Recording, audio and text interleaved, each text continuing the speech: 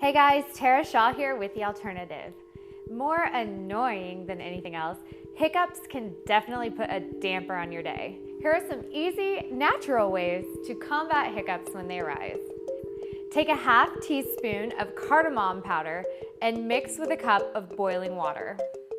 Strain the solution and drink.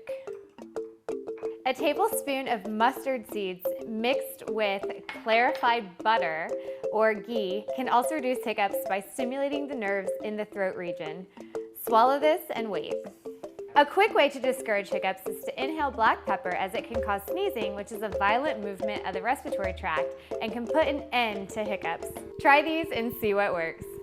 Feel well, be well, live well. Namaste.